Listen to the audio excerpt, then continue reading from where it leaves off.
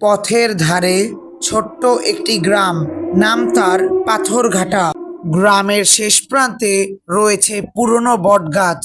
গাছটি এতটাই বিশাল আর ভয়ঙ্কর যে দিনের আলোতেও সেখানে কেউ যেতে সাহস পায় না। গ্রামের বৃদ্ধরা বলেন, রাত নামলেই বটগাছের নিচে দেখা যায় এক নারীর ছায়া, এবং তারা আরো বলেন, কেউ যদি তাকে নিশি বলে ডাকে তাহলে সে আর কখনো ফিরে আসে না।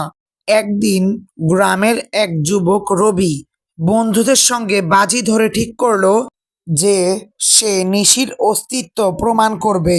যেই কথা সেই কাজ। রাত 12টায় সে একাই বটগাছের দিকে রওনা দিল। চাঁদের আলোতে গাছটির ছায়া যেন আরো ভয়ানক দেখাচ্ছিল। হাওয়ায় পাতাগুলো এমন ভাবে নড়ছিল যেন কেউ ফিস ফিস করে কথা বলছে।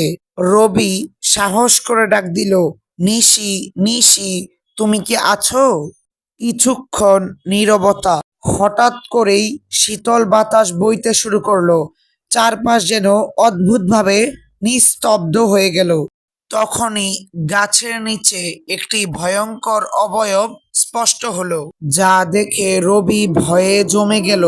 কিন্তু রবি মনে করেছিল এটা হয়তো কেউ তার সাথে মজা করছে, কিন্তু মেয়েটির চেহারা অনেক ভয়ঙ্কর দেখাচ্ছিল। এরপর সে বুঝতে পারলো এটি কোনো মজা নয়। আসলেই গ্রামের বৃদ্ধরা যা বলেছিল সেটা সম্পূর্ণ সত্যি। রবি আর দেরি না করে পালানোর চেষ্টা করলো, কিন্তু তার পা যেন মাটির সঙ্গে আটকে গেল।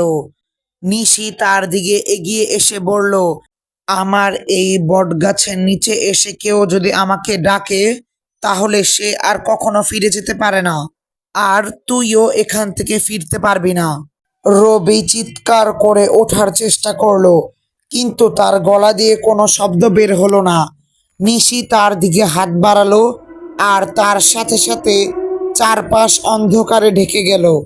পরদিন সকালে গ্রামের লোকেরা গাছের নিচে রবির জুতা আর তার একটি ছেঁড়া শার্ট পেল, কিন্তু রবিকে আর খুঁজে পাওয়া গেল না।